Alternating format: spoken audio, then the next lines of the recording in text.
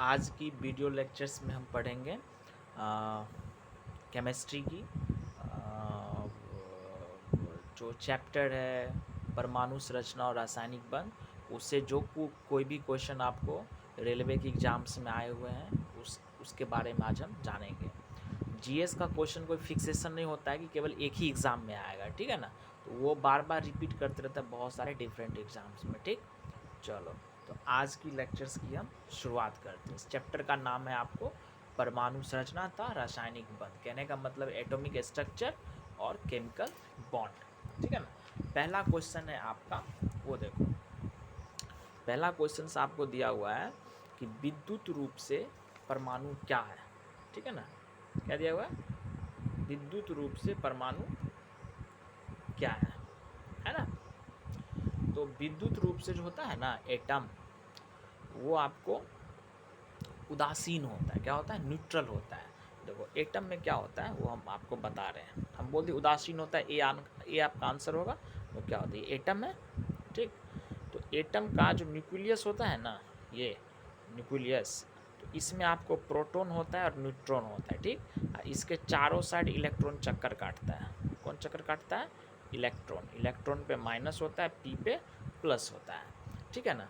तो एक एटम में, कहने का मतलब कि एक जो परमाणु होता है आपका, उसमें क्या होता है, इस चीज़ को वो फॉलो करता है। Number of proton present in nucleus. कहने का मतलब है कि प्रोटॉन जो नाभिक में उपस्थित है, सो इक्वल टू क्या होता है? Number of electron revolves around the nucleus. मतलब इलेक्ट्रॉन की वो संख्या जो नाभिक के चारों ओर घूमती है, ठीक। यही बराबर हो जाता है एटॉमिक नंबर के। ये तीनों चीज़ याद रखें आप, ठीक। ये आपको नॉर्मल सिचुएशंस के लिए, जब एटम नॉर्मल रहे। कहने का मतलब कि उसे पॉजिटिव निगेटिव चार्ज नहीं होना चाहिए। जब पॉजिटिव निगेटिव चार्ज हो जाता है तो उस केस में भी ये दोनों सेम होता है, ठीक। ये चेंज हो जाता है क्योंकि पॉजिटिव निगेटिव चार्ज इसी के लूज और गेन पे डिपेंड करता है, ठीक है। वो आगे हम देखेंगे, ठीक। तो विद्युत रूप से एटम क्या होता है? उदासीन होता है, ठीक है ना, न्यूट्रल होता है। अब देखो, ये जो इलेक्ट्रॉन होता है ना, इलेक्ट्रॉन को माइनस ऐसे डिनोट करते हैं, प्रोटॉन को ऐसे डिनोट करते हैं, ठीक है ना। तो इलेक्ट्रॉन और प्रोटॉन पे चार्ज पैर लो, आवेश क्या होता है? आवेश भी पूछता है। तो इलेक्ट्रॉन पे आवेश कितना होता है पता है आपको? -1.6 इंटू 10⁻⁻19 कूलम। इसी से क्या होता है? कूलम। इस आवेश की यूनिट क्या होती है? कूलम्ब होती है। अब प्रोटॉन पे कितना होता है आवेश पता है आपको? ये प्लस में होता है 1.6 इंटू 10⁻⁻19 कूलम। अपोजिट होता है एक दूसरे का, ठीक। अब मास देख लो, क्या पर है? मास मतलब क्या होता है? द्रव्यमान किसका? इलेक्ट्रॉन का। कितना होता है पता है? होता है 9.1 इंटू 10⁻⁻31 केजी में। इसी को ग्राम में बोलेगा तो 1000 से इसको 1000 से क्या करेंगे? मल्टीप्लाई करेंगे। तो जब 1000 से इसको करेंगे मल्टीप्लाई तो कितना हो जाएगा? 10⁻28 केजी, ठीक है ना। चलो, अब मास ऑफ प्रोटॉन क्या होगा वो देखो। मास ऑफ प्रोटॉन क्या होता है? 1.6 इंटू 10⁻27 केजी होता है। कितना होता है? 1.6 इंटू 10⁻27 केजी होता है। इसको ग्राम में ले जाएंगे तो 1.6 इंटू 10⁻24 ग्राम होगा, क्योंकि 1000 से होगा इसको भी मल्टीप्लाई हो जाएगा, ये होगा। और एक चीज़ और सीख लो, मास ऑफ प्रोटॉन बट्टा मास ऑफ इलेक्ट्रॉन का जो रेशियो होता है ना, रेशियो, वो 1836 के बराबर होता है। ये भी वैल्यू आपको बार बार एग्ज़ाम में पूछा जाता है, ठीक। तो यही होता है, बेसिक चीज़ इतना ही है। ये आपका फार्मूला हुआ, मतलब परमाणु संख्या बराबर नंबर ऑफ प्रोटॉन, मतलब प्रोटॉन की संख्या जो नाभिक में सो बराबर इलेक्ट्रॉन की संख्या जो न्यूक्लियस के चारों ओर जो चक्कर काट रही है, ठीक है ना। चलो, एक और इसमें ये देखना है फार्मूला, ये परमाणु भार होता है ना, मतलब एटॉमिक वेट बराबर फार्मूला क्या होता है वो देखो। इक्वल टू होता है,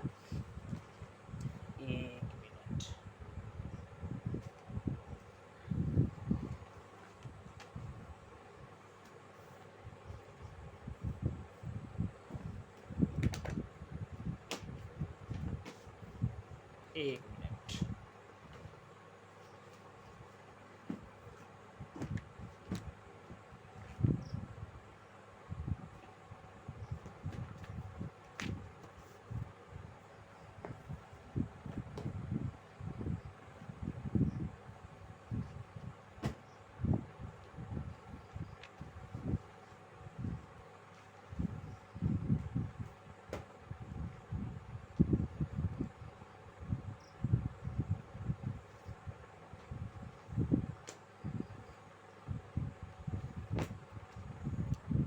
चलो थोड़ी देर के लिए वो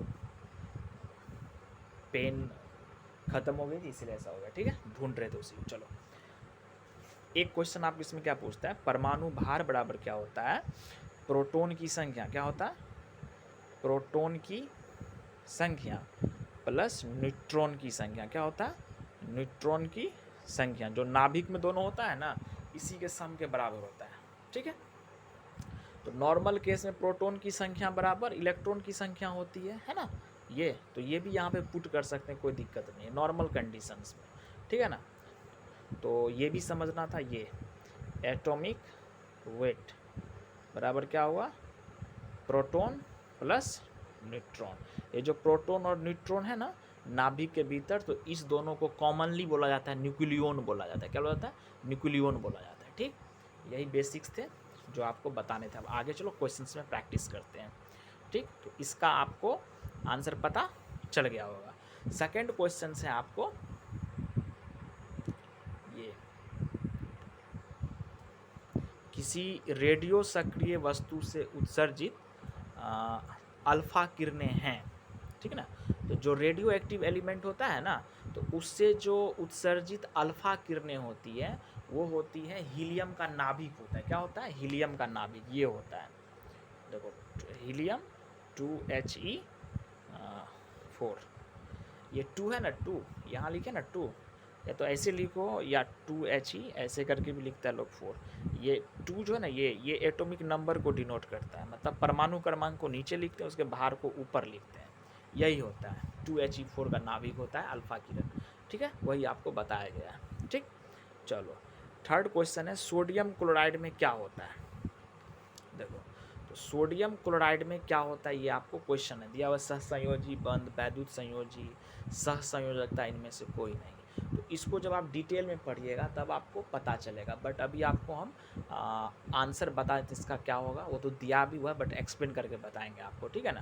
तो सोडियम क्लोराइड जो होता है उसमें आपको आयनिक बंध होता है, ठीक है ना। तो आयनिक बंध कब होता है, तो जब मेटल होता है ना, मेटल जैसे सोडियम मेटल है, तो इसके लास्ट ऑर्बिट में एक इलेक्ट्रॉन है, तो जब 1 2 3 इलेक्ट्रॉन क्या होगा, 1 2 3 इलेक्ट्रॉन जब मेटल के लास्ट ऑर्बिट में हो तो वो आयनिक बना सकता है, ठीक है ना।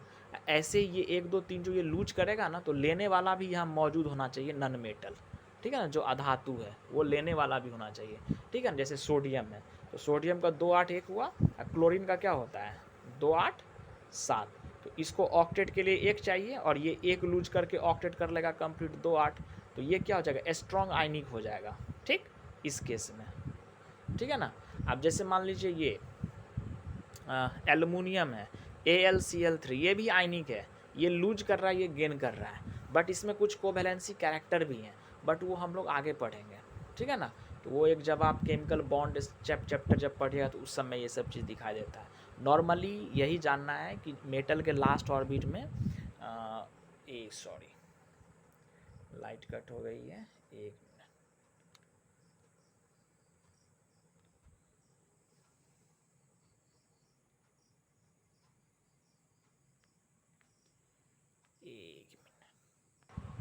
हाँ चलो, इसमें यही जानना था कि जब मेटल के लास्ट ऑर्बिट में 1 2 3 इलेक्ट्रॉन्स रहेंगे तो वो लूज करेंगे, लेने वाले मौजूद रहेंगे तो आयनिक बन जाएंगे, ठीक। और जब लास्ट ऑर्बिट में किसी भी एलिमेंट का जब 4 इलेक्ट्रॉन होता है तो वो शेयरिंग करता है, तो वहाँ पे क्या बनेगा, वहाँ पे आपको ये बनेगा, सहसंयोजकता वाली बंध बनेगी, ठीक है ना। तो यही सब चीज़ कॉन्सेप्ट, ये हम आगे जब स्पेशली जब पढ़ाएंगे बॉन्ड तब उसमें हम देखेंगे। अभी ये क्वेश्चन आया आपको बता दिए, सोडियम क्लोराइड में क्या होगा, आपको आयनिक बॉन्ड बनता है, इलेक्ट्रोवैलेंट बोलो, आयनिक, वही वैद्युत संयोजी जो बोलता है ना, ठीक है ना। चलो नेक्स्ट देखो, सहसंयोजी यौगिक का एक उदाहरण है, सहसंयोजी, सहसंयोजी का मतलब वही हुआ कोवैलेंसी, सहसंयोजक। तो ये जो है ना जिसके पास 4 होता है ना लास्ट ऑर्बिट में इलेक्ट्रॉन, वही, तो कार्बन का कंपाउंड इसके लिए सबसे मतलब अच्छा माना जाता है। तो कार्बन का कंपाउंड इसमें क्या है, ये CHCl3 है ना, क्लोरोफॉर्म का फार्मूला है, KCl नहीं होगा, इसका 2 8 1 होता है, ये 2 8 7 होता है, ठीक है ना। तो इसमें क्या हो जाएगा, इसमें क्या होगा, आयनिक हो जाएगा। BaO इसमें +2 -2 है, ये भी आयनिक है। तो सहसंयोजी बंध कौन होगा, ये CH_Cl3 आपका आंसर हो जाएगा, ठीक है। चलो अब नेक्स्ट क्वेश्चन देखते हैं हम। इसी को डिटेल में बताया है, वही जब बॉन्ड चैप्टर पढ़ेंगे ना तब इसमें समझ में आएगा। देखो अब फेरिक ऑक्साइड में लोहे की संयोजकता है, ये क्वेश्चन है आपका, ठीक है ना। देखो आयरन का 2 टाइप का ऑक्साइड होता है, ठीक। आयरन का क्या होता है, 2 टाइप का ऑक्साइड होता है, ठीक। एक होता है फेरिक, एक होता है फेरस। तो जो फेरस ऑक्साइड होता है उसमें +2 होता है चार्ज, और जो फेरिक होता है ना उसमें +3 होता है चार्ज, ठीक। जैसे FeO है, ये भी ऑक्साइड है, Fe2O3 ये भी ऑक्साइड। इसमें देखो ऑक्सीजन पे -2 चार्ज होता है, तो कितना होगा, 3 दूना 6, -6, तो इस पर भी +6 होना चाहिए, तो +3 करेंगे तब ना +6, तो ओवरऑल हो जाएगा न्यूट्रल। ऐसी FeO में देखो, इसमें -2 होगा, इसमें +2 होगा, ये जो +2 वाला यही फेरस, ये क्या है, फेरी, समझे। चलो आगे देखो क्वेश्चन क्या है, निम्नलिखित में से कौन सा कण अस्थायी है, ये आपका क्वेश्चन है। तो जब आप परमाणु जब पढ़ेंगे ना एटम के बारे में, तो उसमें जो अस्थायी कण है ना, उसका अस्थायी कण वो पॉजिट्रोनो होता है, न्यूट्रिनो होता है, मेसॉन होता है, और जो अस्थायी कण होता है ना उसका वो है इलेक्ट्रॉन, प्रोटॉन, न्यूट्रॉन, ठीक है ना। तो इसमें अस्थायी कौन होगा, न्यूट्रिनो हो जाएगा, ठीक। चलो नेक्स्ट क्वेश्चन देखो अब 8 नंबर, रासायनिक अभिक्रिया में निम्न प्रभावित होता है। जब केमिकल रिएक्शन होता है ना, तो केमिकल रिएक्शन में जब कभी भी होता है तो किसी भी एलिमेंट के जो अंतिम कक्षा मतलब लास्ट ऑर्बिट में जो इलेक्ट्रॉन होता है वही पार्टिसिपेट करता है। प्रोटॉन नाभिक से पार्टिसिपेट नहीं करता है, ना ही न्यूट्रॉन करता है। तो इसमें क्या होता है, इलेक्ट्रॉन का अंतरण होता है, मतलब इलेक्ट्रॉन का ट्रांसफर होता है, या लूज होगा, गेन होगा, या शेयर करेगा, तो यही प्रभावित होता है। ये हो जाएगा इसका आंसर, ठीक। चलो वही बताया है जो पहले बता चुके हैं। अब देखो पानी जो है वो आयनिक लवण का सुविला, आयनिक लवण सब जैसे NaCl आप पढ़े, वो आयनिक है, लवण लवण होता है साल्ट, तो NaCl साल्टी होता है, ठीक है ना। उसी को बोल रहा है कि पानी आयनिक लवण का सुविलायक है, क्योंकि इसलिए है सुविलायक क्योंकि वाटर जो होता है ना, तो वाटर का डाइलेक्ट्रिक कांस्टेंट बहुत ज़्यादा होता है। वो क्या करता है, जो NaCl है ना उसके बॉन्ड को वीक कर देता है, वो अपने में उसको मिला लेता है, ठीक है ना। तो इसका सबसे सटीक आंसर होगा ये, उसका द्विध्रुव आघूर्ण अधिक है, जिसके चलते उसका डाइलेक्ट्रिक कांस्टेंट बहुत अधिक हो जाता है, ठीक है ना। यही इसका आंसर होगा। क्वथनांक पूछने विशिष्ट से कोई मतलब नहीं है, ठीक। अब देखो रोलर बीडिंग का जो स्नेहन होता है ना, किस तरह की स्नेह की आवश्यकता होती है रोलर बीडिंग के स्नेहन में, ठीक है ना। ये जो आपको रोलर बीडिंग जो है ना, तो इसमें सेमी सॉलिड होता है ना, वही लुब्रिकेंट के तौर पे इस्तेमाल किया जाता है, ठीक। सेमी सॉलिड अर्ध ठोस होगा आंसर, ठीक। चलो नेक्स्ट देखो, इलेक्ट्रॉन वहन करता है, क्या करता है, 1 यूनिट ऋण आवेश, 1 यूनिट धन आवेश, क्या होगा, 1 यूनिट ऋण आवेश होगा, ठीक है ना। जो अभी हम पढ़े थे जस्ट वो -1.6 × 10⁻⁹ कूलम, तो आवेश का मात्रा क्या हो जाएगा, कूलम हो जाएगा, ठीक। पिंडों को आवेशित करने के लिए जिम्मेदार कारक, कोई भी पिंड जो आवेशित होगा कब होगा, क्योंकि कोई भी पिंड होगा वो किससे बना है, एटम से ही बना होगा ना, उसमें इलेक्ट्रॉन का अंतरण के कारण ही कुछ होता है, तो इलेक्ट्रॉन ही इसके लिए जिम्मेवार है, ठीक है ना। तो ए हो जाएगा आंसर। अब देखो 12 वो बायो सेवर्ट रूल है, वो आप पढ़ लें उसको, रट लें उसको, ठीक है ना, दाईं ओर होता है, ठीक। इसमें ये सब क्वेश्चन अब पूछता नहीं, वैसे भी ये सुपरवाइजर सब है ना, उस जमाने में पूछता था, अब ये सब क्वेश्चन का कोई वैल्यू नहीं है, ठीक। चलो किसी तत्व के गुणों को प्रदर्शित करता है, पूछा कोई तत्व है उसके गुण को कौन प्रदर्शित करेगा। तत्व जो होता है वो परमाणु से मिल के बना होता है, यौगिक जो होता है वो अणु से मिल करके बना होता है, इसको मॉलिक्यूल बोलते हैं। तो तत्व का जो गुण होता है ना, गुण कहने का मतलब है परमाणु, परमाणु का जो गुण होता है उसको कौन मतलब उसको रिप्रेजेंट करता है, परमाणु भार कभी नहीं करता है, तुल्यांकी भार नहीं, अणुभार नहीं, परमाणु क्रमांक करता है, क्योंकि परमाणु क्रमांक से उसमें कितना इलेक्ट्रॉन है उसके बारे में इंफॉर्मेशन चलता है, फिर उसके हम इलेक्ट्रॉनिक जो कन्फिग्रेशन है उसको हम लिखते हैं, तो उससे हमको लास्ट ऑर्बिट में कितना इलेक्ट्रॉन है वो पता चलता है, उसी से हमको उसके नेचर के बारे में पता चलता है। जैसे 1 2 3 होगा तो लूज करेगा, 5 6 7 है तो गेन करेगा, 4 है तो शेयरिंग करेगा। तो तो 3 डिफरेंट टाइप के उसके कैरेक्टर यहाँ पे मिल जाते हैं। तो यही उसका जो क्वालिटी है या प्रॉपर्टी है उसको प्रेजेंट करता है। ठीक, आगे चलो 15 नंबर देखो, किसी तत्व के परमाणु में 10 इलेक्ट्रॉन 10 प्रोटॉन और 12 न्यूट्रॉन है, तो उस तत्व का परमाणु भार क्या होगा।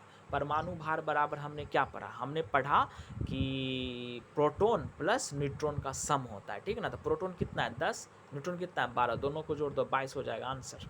पढ़े ना, अभी जस्ट पढ़ाए थे आपको, सॉरी। किसी तत्व के परमाणुक भार को किस में व्यक्त किया जाता है। अब जो कोई तत्व है उसका जो परमाणु भार होता है ना, उसको हम लोग AMU में डिनोट करते हैं। AMU का फुल फॉर्म होता है एटॉमिक मास यूनिट। क्या होता है, एटॉमिक मास यूनिट। और एक AMU बराबर होता है 1.6 इंटू 10⁻⁻27 kg। ये आप याद रखें, आपसे पूछ सकता है एग्जाम। एक AMU बराबर कितना होता है 1.6 इंटू 10⁻⁻27 kg होता है। यही प्रोटॉन का वेट भी होता है। ठीक है ना, चलो आगे बढ़ो। आगे है, किसी तत्व के परमाणु की दूसरी कक्षा में इलेक्ट्रॉन की अधिकतम संख्या कितनी हो सकती है। अब किसी कक्षा में जो इलेक्ट्रॉन की जो संख्या होती है ना, उसका फॉर्मूला होता है 2n²। मतलब कक्षा में इलेक्ट्रॉन की संख्या, इलेक्ट्रॉन की संख्या, मान लो कक्षा का मतलब ऑर्बिट। ठीक है ना, मान लो पहला पूछे तो पहला क्या होगा 2 इंटू 1 का स्क्वायर बराबर 2। दूसरा पूछेगा ना तो 2 का स्क्वायर इंटू 2 इधर हो जाएगा तो 4 दूनी 8। ऐसे ही करेंगे, थर्ड का क्या हो जाएगा 18, 2 8 18 32 हो जाएगा। चौथा का ऐसे का 2 8 18 32। ठीक है ना, तो दूसरी कक्षा में पूछ रहा है तो 4 दूनी 8 हो जाएगा। फार्मूला बता दिए 2n², और कुछ भी नहीं इस क्वेश्चन में। आगे बढ़ो, निम्नांकित में से 20 न्यूट्रॉन 18 इलेक्ट्रॉन वाला कण कौन सा है। आपसे पूछ रहा है 20 न्यूट्रॉन 18 इलेक्ट्रॉन। देखो 18 इलेक्ट्रॉन है, सारा नॉर्मल एलिमेंट है, तो इलेक्ट्रॉन की संख्या से हमको उसका एटॉमिक नंबर के बारे में पता चलता है, परमाणु क्रमांक।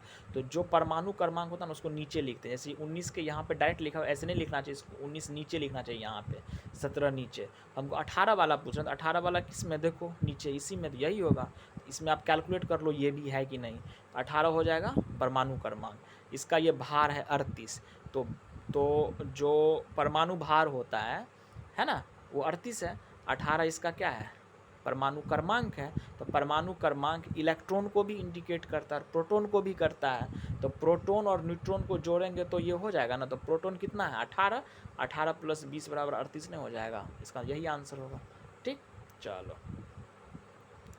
आगे देखो, संतुलित रासायनिक समीकरण में अभिकारक पक्ष और उत्पाद पक्ष में किसकी संख्या समान होती है। देखो ये जो क्वेश्चन है ना रासायनिक समीकरण में, जैसे मान लो कार्बन प्लस O2 है, रिएक्शन किया CO2 बन गया। ठीक है ना, तो ये हो गया रिएक्टेंट, इसी को बोलते हैं अभिकारक। क्या बोलते हैं, रिएक्टेंट बोलते हैं इसको। ये क्या है, प्रोडक्ट। प्रोडक्ट मतलब होता है उत्पाद पक्ष।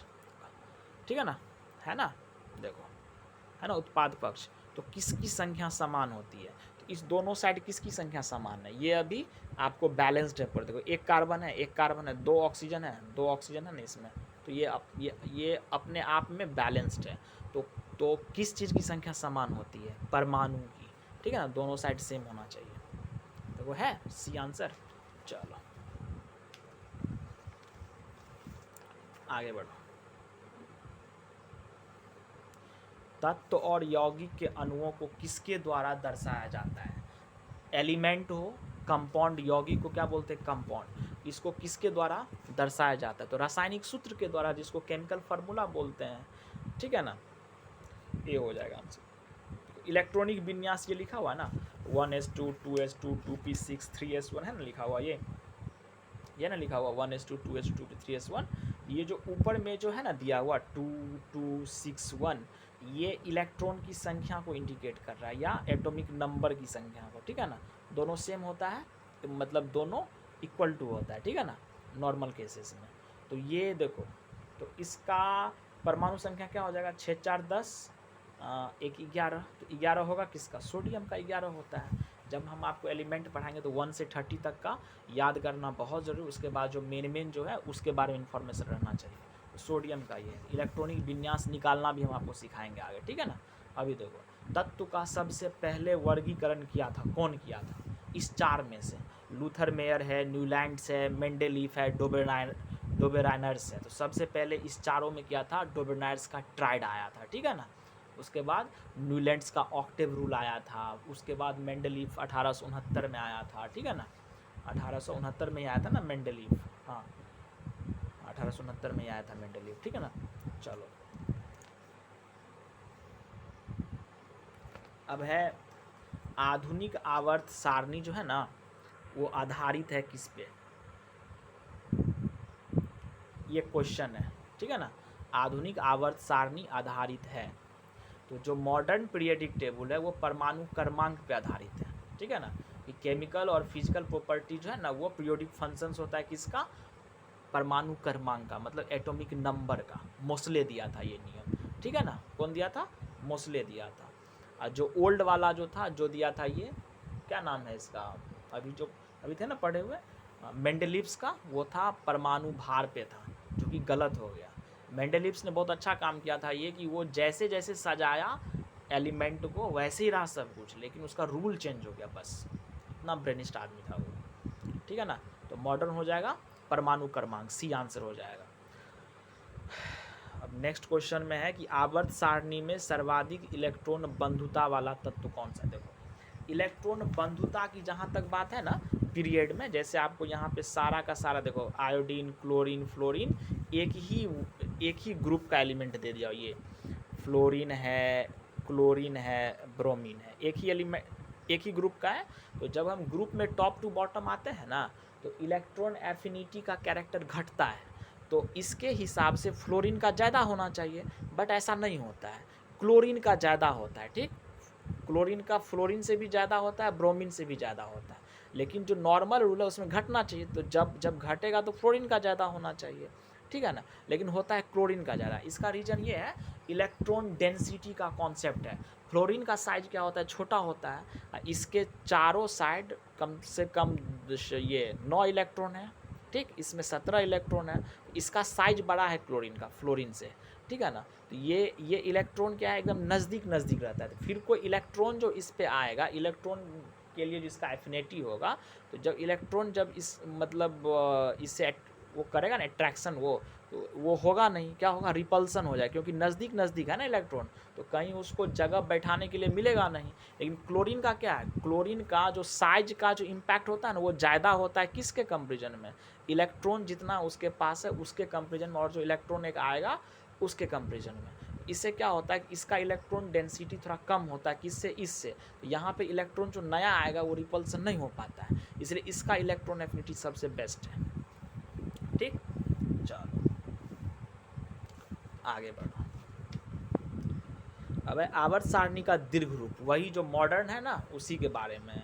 तो ये आपको दिया हुआ है कि निम्नलिखित के फलन के रूप में तत्व गुणधर्म पर आधारित, वही है जो मॉडर्न है, परमाणु क्रमांक होगा, परमाणु संख्या जिसको बोलते हैं, परमाणु क्रमांक बोलिए, ठीक है ना।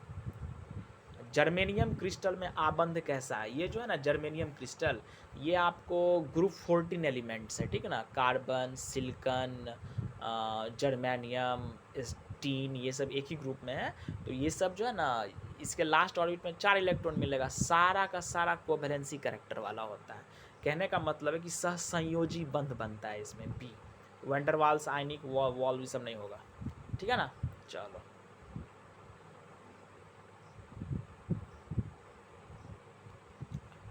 वह सबसे छोटा कण जिसमें उस तत्व के सभी गुण विद्यमान हो,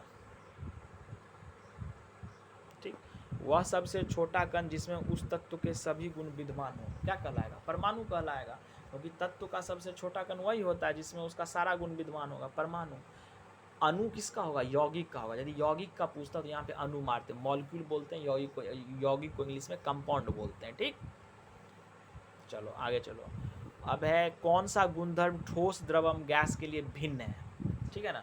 तो इसमें जो ऑप्शन है देखो, अणु की गति, पदार्थ के कण का आकार, ऊर्जा विनिमय, पदार्थ का द्रव्यमान। तो मास से तो हमको कोई मतलब नहीं, जो मास से कोई मतलब नहीं है, कोई भी पार्टिकल्स है उसके साइज से हमको कोई मतलब नहीं है। जो मेन जो इसका जो प्रॉपर्टी है वो है आपको अणुओं की गति। कहने का मतलब है कि पार्टिकल्स की जो स्पीड है ना वो, ठीक है ना। तो जैसे ठोस, द्रव, गैस है, तो सबसे ज़्यादा गैस का स्पीड होता है, उसके बाद लिक्विड का हो जाता है, उसके बाद सॉलिड का होता है। जैसे सॉलिड का कोई बर्तन बना हुआ है, वो एक जगह रखा हुआ कुछ नहीं करेगा, वहीं का वहीं रह जाएगा। लिक्विड आप वाटर ड्रॉपलेट्स कहीं गिरा, वो जहाँ जहाँ उसको जाने का मिलेगा वो चल जाएगा, थोड़ा मूव करेगा वो नॉर्मली समझने के लिए।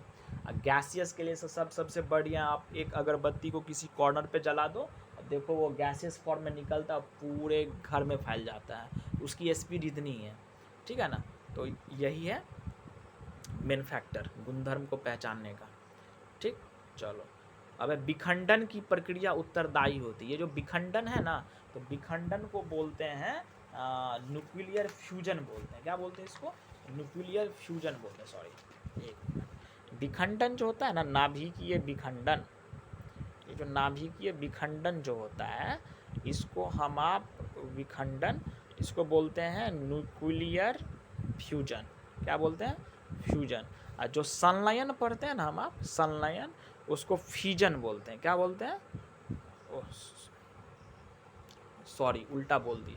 न्यूक्लियर फ्यूजन होता है विखंडन, संलयन होता है न्यूक्लियर फ्यूजन होता है, ठीक है ना, उल्टा बोला गया, ठीक है। तो नाभिकीय विखंडन जो होता है, ये विखंडन ये परमाणु बम में होता है। किस में होता है? परमाणु बम में। सिद्धांत यही है विखंडन का, ठीक। और नाभिकीय संलयन जो होता है ना, ये आपको होता है हाइड्रोजन बम में। किस में होता है? हाइड्रोजन बम में। प्लस ये जो सन के भीतर जो रिएक्शन होता है, उसी के कारण हमको आपको ऊर्जा मिलती है। तो उसका भी रीजन यही है, नाभिकीय संलयन, ठीक है ना। तो शुरू में क्या होता है, 1H1 + 1H1, वो आपको 2He 4 बनाता है, plus higher amount of energy को रिलीज करता है, ठीक है।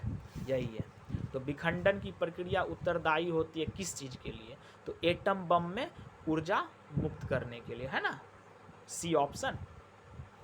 चलो, सूर्य से ऊर्जा नहीं होगा, उसमें संलयन होता है, ये बन जाएगा नाभिकीय संलयन, सूर्य से ऊर्जा। आगे आओ,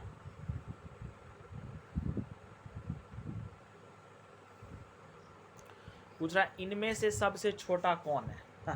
बहुत बढ़िया क्वेश्चन है। इसमें हम आपको सीरीज में ही बता देते हैं, जो भी ऑप्शन है आप देख लो, ठीक है ना। देखो, सबसे छोटा होता है आपको इलेक्ट्रॉन, साइज के मामले में, ठीक। इस इलेक्ट्रॉन से बड़ा होता है कौन पता है? प्रोटॉन होता है साइज में बड़ा।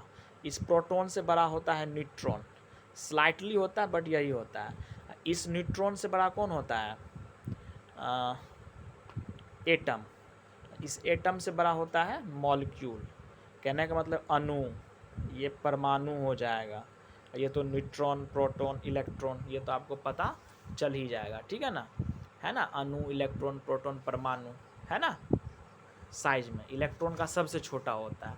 इसमें सबसे छोटा किसका होगा? इलेक्ट्रॉन का। मिल गया आपको रेडियस के मामले में। अब चलो, निम्नलिखित में से सबसे छोटा कण कौन सा है? फिर देखो, परमाणु है, प्रोटॉन है, अणु है और न्यूट्रॉन है। तो न्यूट्रॉन तो बड़ा होगा प्रोटॉन से, ठीक। ये न्यूट्रॉन से बड़ा होगा किसका? परमाणु का होगा बड़ा, हाँ, उससे बड़ा होगा अणु का। तो सबसे छोटा इसमें कौन सा हो जाएगा? प्रोटॉन का हो जाएगा, ठीक। चलो, साधारण नमक का रासायनिक नाम NaCl होता है। क्या होता है? NaCl, sodium chloride, NaCl, sodium chloride, इसी को साल्ट बोलते हैं। चलो, जब कोई वस्तु धनावेशित होती है तो वह क्या करती है? ठीक है ना। कोई भी वस्तु जो धनावेशित होगा कब होता है? जब इलेक्ट्रॉन को वो लूज करता है। कहने को इलेक्ट्रॉन का वो परित्याग करती है। इलेक्ट्रॉन का जब वो परित्याग कर देती है, तो जब मान लो सोडियम के पास 281 होता है ना, समझाने के लिए आपको समझा रहे हैं, ठीक है ना। जैसे सोडियम है, ठीक, सोडियम का पास 281 होता है। कहने का मतलब 11 प्रोटॉन है, 11 इलेक्ट्रॉन भी इसके पास। इस एक इलेक्ट्रॉन को वो लूज करके Na+ बना लेती है।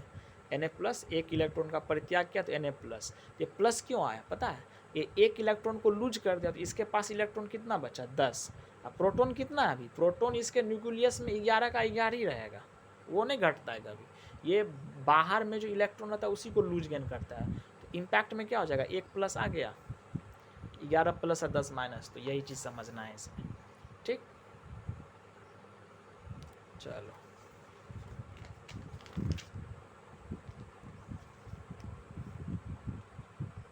अब ये क्वेश्चन है ना, ये आपको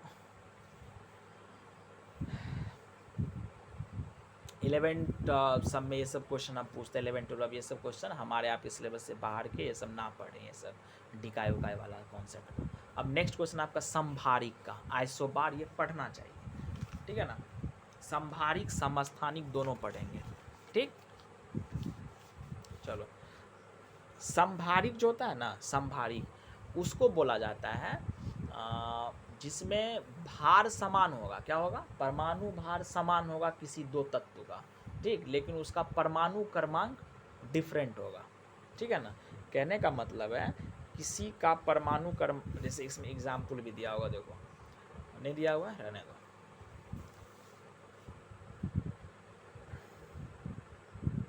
जैसे कार्बन 14 भी होता है, ठीक, और नाइट्रोजन भी 14 होता है। कार्बन 12 14 दोनों होता है, ठीक है ना। ये इसका आइसोटोप है। अभी हम इस दोनों पे विचार करेंगे। तो कार्बन का 6 होता है परमाणु क्रमांक, ये जो नाइट्रोजन का 7 होता है, लेकिन ये 14 भी होता है इसका परमाणु भार, इसका भी होता है 14, ठीक। तो ये जो परमाणु भार क्या हो गया? सेम हो गया, परमाणु क्रमांक अलग हो गया। इसी को बोलते हैं समभारिक। अंग्रेजी में बोलते हैं आइसोबार, बोलते हैं क्या बोलते हैं? आइसोबार। एक होता है आपको समस्थानिक, क्या होता है? समस्थानिक। इसको क्या बोलते हैं? आइसोटोप्स बोलते हैं, आइसोटोप्स। ये उसका उल्टा होता है। इसमें क्या होता है कि परमाणु क्रमांक समान होगा और परमाणु भार अलग होगा, ठीक। जैसे कार्बन 12 और कार्बन 14। कहने का मतलब है परमाणु भार अलग है, परमाणु क्रमांक 6 दोनों का, यही है डिफरेंस। इसमें क्या होगा? समान परमाणु द्रव्यमान और समान परमाणु क्रमांक, एकदम सही है ये। चलो, दो तत्वों की परमाणु संख्या समान है किंतु इनके गुण भिन्न है। परमाणु संख्या समान है, ठीक, किंतु इनके गुण भिन्न है, कहलाते हैं, क्या कहलाएंगे? आइसोथर्म तो कभी नहीं होगा, आइसोबार नहीं होगा। आइसोबार में परमाणु संख्या अलग अलग होता है, भार समान होता है, ठीक। यहाँ पे क्या दिया हुआ? परमाणु संख्या समान, तो क्या होगा? आइसोटोप होगा। आइसो हाइट भी नहीं होगा। आइसो हाइट उसको बोलते हैं जो ऊंचा स्थान को बिंदु को मिलाता है, ठीक है ना, वो होता है। चलो, नाभिक में प्रोटॉन की संख्या और न्यूट्रॉन की संख्या के योग को क्या कहते हैं? परमाणु भार कहते हैं, ठीक है ना। या द्रव्यमान संख्या बोलो बी। अनुभार नहीं होता, अनुभार अलग चीज है। द्रव्यमान संख्या होगा या परमाणु भार होगा, बी। अब ये सहंति वाला ये सब क्वेश्चन जब नाइन्थ में है शायद, ये 10th में जब ये पढ़ाएंगे, उसमें से जब बॉन्ड रूट तब ये सब बताएंगे। अलग कॉन्सेप्ट है इस सब का, नॉर्मल जो वैसे ये सब क्वेश्चन पूछता नहीं एग्जाम में, बेकार क्वेश्चन सब है। अब देखो उदजन है, हाइड्रोजन परमाणु की न्यूट्रॉन संख्या कितनी है? अब देखो, जो हाइड्रोजन है ना, तो हाइड्रोजन का एटॉमिक नंबर होता है कितना? 1 होता है, ठीक, सबको पता है, ठीक। तो एटॉमिक नंबर 1 होता है, कहने का मतलब है कि प्रोटॉन 1 होगा, उसके पास इलेक्ट्रॉन भी 1 होगा, उसका भार भी 1 ही होता है। तो जब भार को डिनोट कौन करता है? भार को डिनोट करता है ये प्रोटॉन प्लस न्यूट्रॉन। तो प्रोटॉन तो 1 है ही, अब भार भी 1 ही होता है, तो न्यूट्रॉन क्या होगा? 0 होगा। तो हाइड्रोजन ऐसा एलिमेंट है, मतलब वो परमाणु है या वो एलिमेंट है जिसके नाभिक में न्यूट्रॉन क्या होता है? 0 होता है, ठीक है ना। ये याद रखिए, बहुत VVI क्वेश्चन है। और इस हाइड्रोजन की खोज किसने की थी? हेनरी कैवेंडिश ने। किसने की थी? हेनरी कैवेंडिश ने हाइड्रोजन की खोज की थी। हाइड्रोजन कौन कहता है? हेनरी कैवेंडिश ने, ठीक।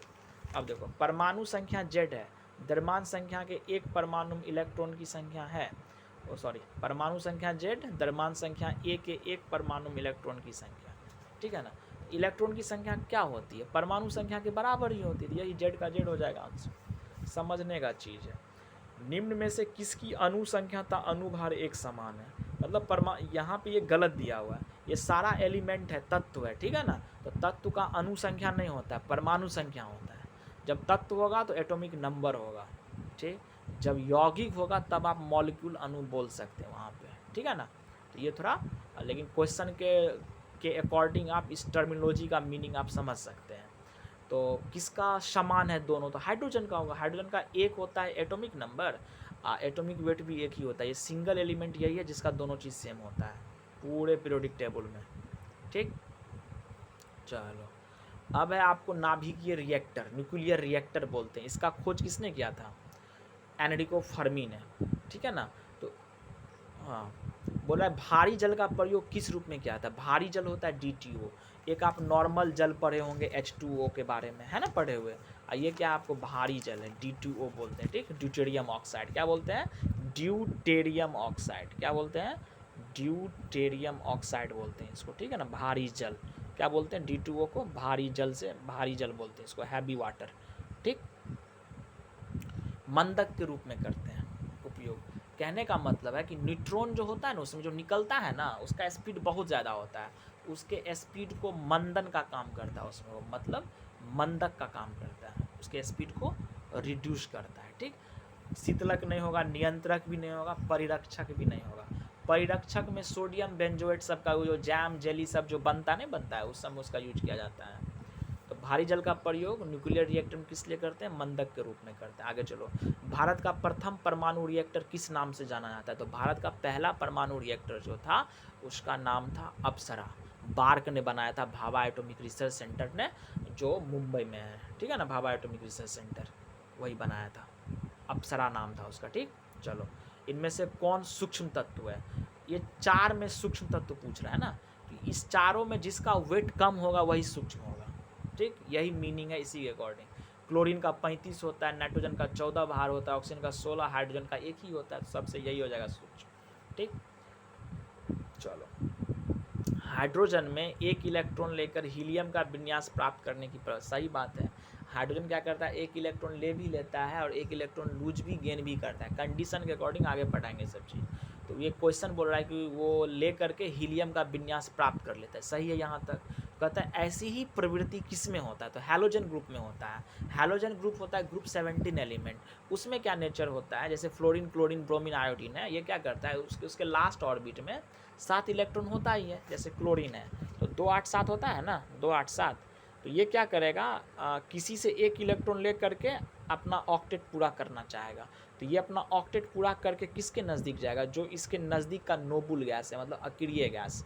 तो इसके नज़दीक अक्रिय गैस कौन है, आर्गन होता है 18। पढ़े हैं ना हम आप, हीलियम, नियन, आर्गन, क्रिप्टन, जेनॉन, रेडॉन पढ़े हैं ना। ये ना होता है अक्रिय गैस। ग्रुप 18 एलिमेंट को ही अक्रिय गैस, नोबुल गैस, निष्क्रिय गैस सब बोला जाता है इसको। आइडियल गैस भी बोला जाता है इसको, ठीक है ना। यही है। तो ये क्या करता है, ये आर्गन के नज़दीक होता है ये क्लोरीन, यहीं पे क्लोरीन होता है थर्ड पीरियड में, ठीक है ना। इसी का 2-8 से इसके नज़दीक जाता है, यही इसका आंसर हो जाएगा, हैलोजन, डी, ठीक। चलो,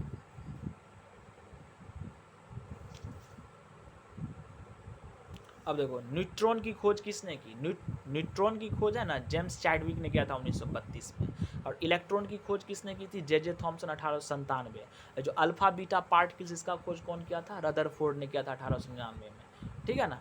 चलो, फर्मी किसका किया था, न्यूक्लियर रिएक्टर का। आइंस्टीन क्या दिया था, E=mc²। चलो, अब नेक्स्ट है प्रोटॉन और इलेक्ट्रॉन के द्रव्यमान का अनुपात। पहले प्रोटॉन है तब इलेक्ट्रॉन है, मतलब प्रोटॉन बट्टा इलेक्ट्रॉन। तो प्रोटॉन का वेट कितना होता है, पीछे बता दी 1.6 × 10⁻27। इलेक्ट्रॉन का कितना होता है 9.1 × 10⁻31 kg। तो इसका जो रेशियो होता है ना, वो 1836 के बराबर होता है, जो हम पीछे आपको बता चुके हैं। अब हम आपको इसमें एक चीज़ और बता देते हैं। ये जो इलेक्ट्रॉन होता है ना, तो इलेक्ट्रॉन का जो मास होता है ना, मास, ये AMU में होता है 0.005। ये भी कभी कभी पूछ देता है, ये भी आप याद रखें AMU में, ठीक। चलो, निम्न में से कौन सा विभाज्य नहीं है, इसमें से सब विभाज्य है। परमाणु को तोड़ोगे इलेक्ट्रॉन, प्रोटॉन, न्यूट्रॉन निकल जाएगा। अणु को तोड़ोगे तो परमाणु बन जाएगा। मिश्रण में बहुत सारा चीज़ होता है, उसको आप अलग अलग सेपरेट कर सकते हैं। तो सब तो विभाज्य है, तो इनमें से कोई नहीं हो जाएगा आंसर डी। परमाणु के नाभिक में 4 स्ट्रक्चर है, कौन सा सही है? तो ए सही है। प्रोटॉन न्यूट्रॉन न्यूक्लियस में इलेक्ट्रॉन उसके चारों ओर चक्कर काट रहा है, और तो किसी में नहीं है ना। ये माइनस यहाँ लगा, ये माइनस ऊपर चार्ज है ना, -1, ठीक है। 1 यूनिट चार्ज होता है ना, ये सही, ये स्ट्रक्चर सही है इसका, ठीक। चलो आगे आओ।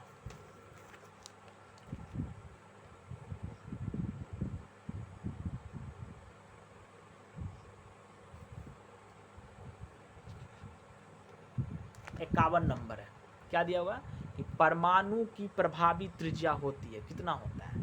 किसी परमाणु की जो प्रभावी त्रिज्या होती है वो 10 के पावर -10 मीटर के बराबर होती है। और जब नाभिक का पूछेगा ना तो वो 10 के पावर -15 मीटर होता है, ठीक है ना, जिसको बोलते हैं फर्मी बोलते हैं। एक फर्मी नहीं बोलते थे ऐसे करके कुछ, वही होता है। ये याद करने वाला चाहिए, याद कर लेंगे। क्वार्ट्ज का रासायनिक नाम, केमिकल फार्मूला या केमिकल नेम ऑफ क्वार्ट्ज पूछ रहा है। ये सोडियम सिलिकेट होता है, Na2SiO3, यही Na2SiO3 होता है, सोडियम सिलिकेट बोलते हैं उसको। सिलिका होता है ना SiO2, वही उसी का कंपाउंड है क्वार्ट्ज। पदार्थ के आणविक भार की गणना डैश का मापन करके, कि देखो एक फार्मूला और जो बताना भूल गए थे, ये जो आणविक भार होता है ना, इसी को अनुभार बोलिए, ठीक है ना। ये अनुभार जो होता है ना, मतलब मॉलिक्यूलर वेट बोलते हैं, क्या बोलते हैं? Molecular weight. ये क्या होता है? 2 × वेपर डेंसिटी। क्या होता है? वेपर डेंसिटी होता है, वाष्प घनत्व। तो वाष्प घनत्व बोलो या वाष्प सांद्रता, दोनों सेम चीज़ होता है, ठीक है ना। तो इसमें देखो क्या दिया, द्रव अवस्था की सांद्रता नहीं होगा, वाष्प सांद्रता ये हो जाएगा। वेपर प्रेशर अलग चीज़ है, ये नहीं होगा, ठीक।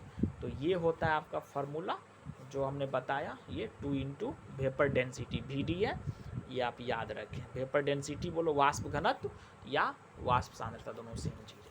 चलो अब CaOH2 किसका रासायनिक सूत्र है? स्लैक्ट लाइम है, कैल्शियम हाइड्रोक्साइड है। क्या है? कैल्शियम हाइड्रोक्साइड को स्लैक्ट लाइम, इसी स्लैक्ट लाइम को बुझा हुआ चूना कहते हैं। ये जो लाइम है ना, इस लाइम को बोलते हैं हम आप CaO। क्या बोलते हैं? CaO। यही जब वाटर के साथ रिएक्शन कर लेता है तो CaOH2 बना लेता है, यही स्लैक्ट लाइम बुझा हुआ चूना होता है। जिप्सम आगे पढ़ेंगे, लाइम स्टोन कैल्शियम कार्बोनेट होता है, ब्लीचिंग पाउडर भी आगे पढ़ेंगे हम आप, ठीक।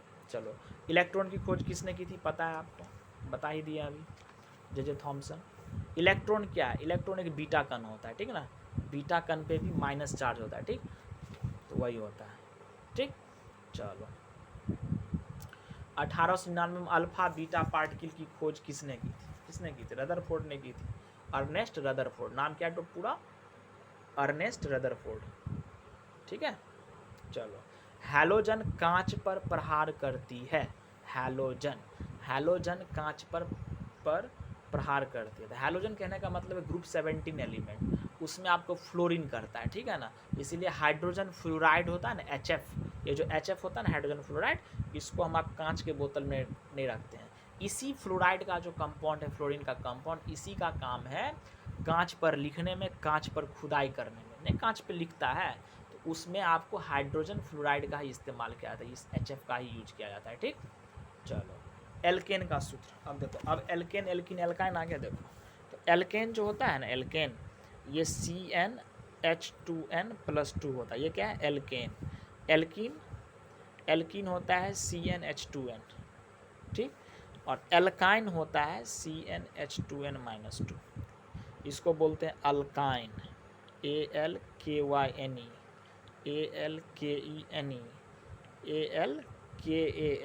यही फार्मूला है, ठीक। चलो एल्केन क्या होगा? CnH2n+2 हो जाएगा B, ठीक। चलो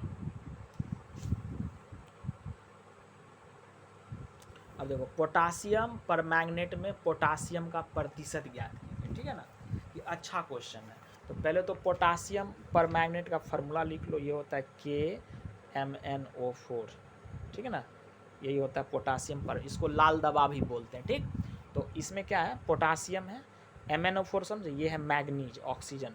इसमें हमसे क्या पूछ रहा है? पोटासियम का प्रतिशत पूछ रहा है कितना है। तो पोटासियम का मास 39 होता है, मैग्नीज का 54 होता है, ऑक्सीजन का 16, तो 4 का 64 होगा। तो ये टोटल वेट इसका निकल जाएगा एक मॉलिक्यूल का। तो इसके एक मॉलिक्यूल में पोटासियम का वेट कितना है? 39। इसी का ना परसेंटेज पूछ रहा है, बटा टोटल कर देंगे, सबको ऐड कर देंगे। देखो 54 है, इसको 40 मान लो, कितना हो जाएगा? 50, 40, 90, 94 हो जाएगा। तो एक कम 93, 64, 7 9 6 15, 157 गुने 100, 30 चौका 120 और 9 चौका 36। काट के देखो ऐसे भी 13 तिया 13 का 2 13 दूना 26, 12 समथिंग होगा, 4 25, 25 के अप्रॉक्स होगा या उससे कम, हाँ 24 हो जाएगा, निकाल लो आराम से। ठीक, चलो निम्नलिखित में से अवयव के समस्थानिक की विशेषता क्या है? ठीक है ना, विशेषता क्या है समस्थानिक की? परमाणु में भिन्न संख्या के इलेक्ट्रॉन नो, परमाणु संख्या जब समान होता है तो इलेक्ट्रॉन भी समान ही होगा। नाभिक में भिन्न संख्या प्रोटॉन नहीं, परमाणु संख्या समान है तो प्रोटॉन भी समान होगा। भिन्न संख्या के न्यूट्रॉन, हाँ, क्योंकि परमाणु भार अलग अलग होता है, तो परमाणु भार तभी अलग होता है जब न्यूट्रॉन की संख्या अलग होती है। ठीक, तो यही आपका आंसर हो जाएगा डी। चलो, ऐसे दो तत्व जिसमें इलेक्ट्रॉन की संख्या भिन्न भिन्न है लेकिन जिनकी द्रव्यमान संख्या समान हो, क्या कहते हैं? द्रव्यमान संख्या समान हो, इलेक्ट्रॉन की संख्या भिन्न भिन्न है, कहने का मतलब कि परमाणु संख्या भिन्न भिन्न है। तो किसका परमाणु भिन्न भिन्न होता है? संभारिक, जिसको आइसोबार बोलते हैं हम, आप डी हो जाएगा आंसर। ठीक, चलो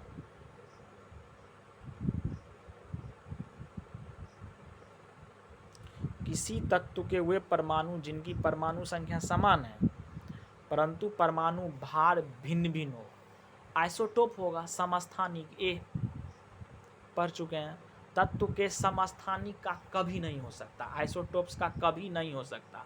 न्यूट्रॉन की संख्या समान कभी नहीं होगा, क्योंकि न्यूट्रॉन की संख्या समान हो जाएगा तो प्रोटॉन तो समान है, इलेक्ट्रॉन भी समान है, तो न्यूट्रॉन जब समान हो जाएगा तो भार भी समान हो जाएगा ना। तो भार तो समान नहीं ना होता है, भार अलग अलग होता है। तो भार अलग अलग क्यों होता है? क्योंकि न्यूट्रॉन की संख्या अलग होती है। क्योंकि हम आप जो वेट बराबर पढ़ चुके हैं ना, प्रोटॉन प्लस न्यूट्रॉन है ना, पढ़े हुए एटॉमिक वेट बराबर। तो जब परमाणु क्रमांक सेम तो प्रोटॉन भी सेम होगा दो दो में, तो इसी में ना चेंजिंग के चलते वो भार में आ जाता है चेंजिंग, तो ये होगा, वो कभी समान नहीं हो सकता है। ठीक, अब ये क्वेश्चन देखो, इसमें क्या है, 3 डिफरेंट एलिमेंट है आपको। ठीक, इसमें आपको क्या है, एटॉमिक नंबर, ये जो नीचे में जो लिखा हुआ ना, ये परमाणु क्रमांक है, ये ऊपर जो भार लिखा हुआ है सब अलग अलग है। इसमें आप क्या करो, आप क्या होगा, आइसोटोप्स नहीं होगा, आइसोबार्स नहीं होगा, दर्पण नाभिक, आइसोटोन्स होगा। आइसोटोन्स किसको बोलते हैं? आइसोटोन्स होता है जिसमें समान संख्या में न्यूट्रॉन होगा। क्या होगा? न्यूट्रॉन होगा। आप कैलकुलेट कर लो, 14 है, ये क्या है, परमाणु क्रमांक, भार 30 है, घटा दो तो आपको निकल जाएगा। क्या निकल जाएगा? न्यूट्रॉन की संख्या तो 16, इसमें भी 16, इसमें भी 16 हो जाएगा। ठीक, पॉजिट्रॉन की खोज किसने की? एंडरसन ने की। पॉजिट्रॉन क्या होता है? पॉजिट्रॉन की खोज एंडरसन ने की। पॉजिट्रॉन इलेक्ट्रॉन का एंटीकन होता है। पूछता है इलेक्ट्रॉन का एंटीकन क्या होता है, तो पॉजिट्रॉन होता है। ठीक, याद रखिए, इसको बीटा प्लस से डिनोट करते हैं। ठीक, बीटा प्लस। आवेश कितना होगा पॉजिट्रॉन पे? इलेक्ट्रॉन के जितना ही, बट प्लस में होगा, जैसे प्रोटॉन में प्लस होता है वैसे ही। हाइड्रोजन परमाणु के न्यूक्लियस में प्रोटॉन की संख्या 1 होता है। जब परमाणु क्रमांक 1 है तो प्रोटॉन की संख्या भी 1 होगा। ठीक, चलो, अब किसी तत्व का परमाणु भार 35 है तो 18 इलेक्ट्रॉन है, तो उस तत्व में प्रोटॉन की संख्या क्या होगी, है ना क्वेश्चन ये। तो देखो क्या होगा, 18 का 18 ही होगा, क्योंकि इलेक्ट्रॉन की संख्या बराबर प्रोटॉन की संख्या बराबर परमाणु क्रमांक, तो वही हो जाएगा बी आंसर। ठीक, चलो, विद्युत रसायन ये सब अब नहीं पूछता है, सब बेकार क्वेश्चन है। किस अणु में बंध कोण अधिकतम होता है? ठीक, इसमें CO2 आंसर होगा, हमें पता है, बट आप लोग को बताने के लिए पूरा वो पढ़ाना पड़ेगा बॉन्ड चैप्टर, तो वो अभी पॉसिबल नहीं है। आप केवल देख लें कैसा स्ट्रक्चर होता है। CH4 का स्ट्रक्चर ऐसे होता है, ऐसे, इसमें 109 डिग्री 28 मिनट का एंगल होता है। H2O का ऐसे होता है, ऐसे होता है, ये कोण बनता है। ठीक, BF4 का वैसे जैसे CH4 है उसी जैसे डिजाइन होता है। CO2 का ऐसे होता है ये। तो ये जो होता है ना, ये 180 डिग्री बनाता है, सबसे मैक्सिमम होता है यही। तो अधिकतम किस में होता है? CO2 में, लीनियर शेप होता है। ठीक है ना, चलो,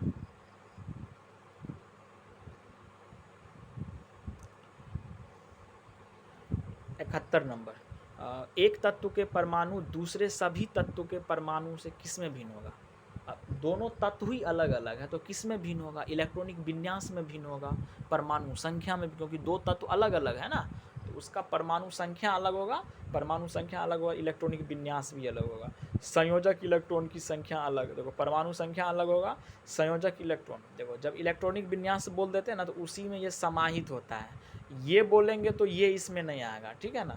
जब इलेक्ट्रॉनिक विन्यास बोल देंगे तो संयोजक इलेक्ट्रॉन भी आ जाएगा, कोर इलेक्ट्रॉन भी आ जाता है, तो ये सबसे अप्रोप्रिएट आंसर है, ठीक। सी डी नहीं होगा, न्यूट्रॉन से कोई मतलब नहीं। अब तक कितने तत्व गया? 118। न्यूट्रॉन वे कण है जिसमें कोई आवेश नहीं होता है, ठीक है ना, उदासीन होता है बेचारा। कौन सा आवेश रहित कण है? तो न्यूट्रॉन है, ठीक। अब ये देखो, ये एक्स, ये रिएक्शन हुआ तो पूछता है ए में न्यूट्रॉन की संख्या क्या होगी? ये बोल रहा है ना ए में, देखो ये 92,238 है ना, एक मिनट, हाँ 92,238 है, 2He4 देखो 92 है, तो इसमें 2 निकल गया, तो दो जो परमाणु क्रमांक वो निकल गया, तो ए का क्या होगा परमाणु क्रमांक? 90 हो जाएगा, ठीक। भार 4 निकल गया, तो 4 ऊपर से, तो भार कितना हो जाएगा? 234 हो जाएगा एक का, 234। तो ये परमाणु क्रमांक का जो 234 में से भार घटा देंगे तो हमको नहीं निकल जाएगा क्या? न्यूट्रॉन कितना होगा? 144 होगा। 234 में से 90 घटा दो, 4 का 4, 13 में से 9 गया तो 4, 144 हो जाएगा, 144 यही, ठीक। चलो अब है, किसके निर्धारण में किसी तत्व की परमाणु संख्या सहायता नहीं करती है? किसी तत्व की परमाणु संख्या एटॉमिक नंबर से हम इलेक्ट्रॉनिक विन्यास निकाल सकते हैं, ठीक। परमाणु संख्या से हम नाभिक में विद्यमान न्यूट्रॉन की संख्या भी, जो फार्मूला उस पर कैलकुलेट कर सकते हैं, प्रोटॉन की संख्या कर सकते हैं, नाभिक के आसपास इलेक्ट्रॉन भी कर सकते हैं, वैलेंसी नहीं कर सकते हैं, ठीक है ना। कुछ हद तक किया सकता है, लेकिन सारे केसेस में आप जब आप 40 से अब जाओगे तो बहुत फ्लक्चुएटिंग है उसमें, तो वो पॉसिबल नहीं है इसके चलते, उसका बहुत सारा और भी रीजन होता है, ठीक। तो वही आंसर हो जाएगा।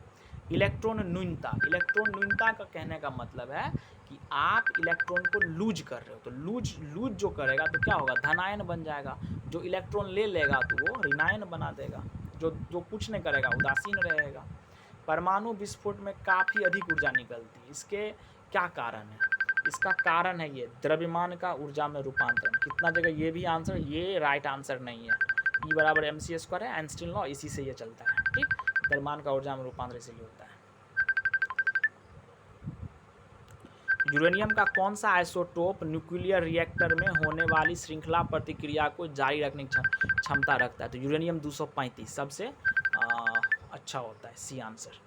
आधुनिक आवर्त सारणी किसने दिया? मोसले ने दिया था, ठीक।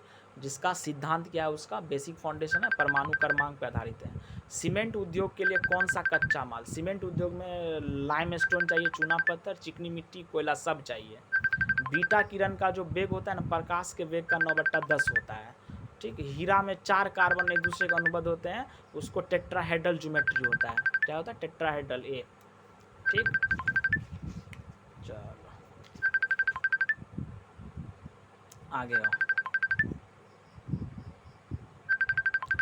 क्वेश्चन है, उत्प्रेरक के संबंध में निम्नलिखित में से कौन सा सही है?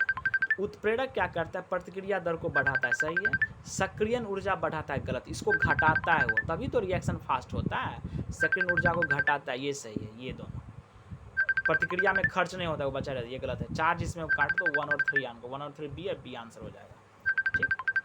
चलो निम्न में से कौन एक खनिज नहीं है? स्लेट खनिज नहीं है, कैल्साइट भी है, कोल भी है, लाइमस्टोन भी है। स्लेट एक पत्थर है जो कायांतरित चट्टान से बनता है, ठीक। थायोकोल रबर, संश्लिष्ट रबर को थायोकोल रबर बोलते हैं, प्राकृतिक रबर नहीं होता थायोकोल, गलत है। संश्लिष्ट रबर होगा, क्या होगा? संश्लिष्ट रबर।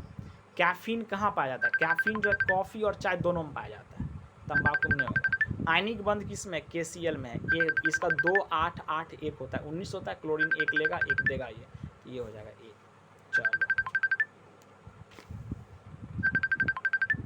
अब इलेक्ट्रॉन के आवेश का निर्धारण किसने किया? तो मूलिकन ने किया। इलेक्ट्रॉन पे जो आवेश होता है ना, उसका निर्धारण मूलिकन ने किया था। कौन किया था? मूलिकन ने किया था। परमाणु में अवस्थित सबसे हल्का कण क्या होगा? इस ऑप्शन के हिसाब से कौन सा होगा हल्का, बोलो। इस ऑप्शन के हिसाब से सबसे हल्का होगा इलेक्ट्रॉन। ठीक, निम्न में से किसे विभाजित नहीं किया जा सकता है? तो फोटोन को हम आप विभाजित नहीं कर सकते हैं। नाभिक होता है, धनायन भी होता है, परमाणु भी होता है, फोटोन को नहीं करते हैं। ठीक, चलो ये सारे के सारे हो गए। अब कुछ सिंपल क्वेश्चंस हैं वो देख लेते हैं। जो बचा हुआ है, आधुनिक परमाणु सिद्धांत आपसे पूछेगा, तो वो दिया था जॉन डाल्टन ने। ठीक है ना, तो वो आप याद रखेंगे। ठीक, और हो गया। तो आज की वीडियो लेक्चर्स में इतना ही।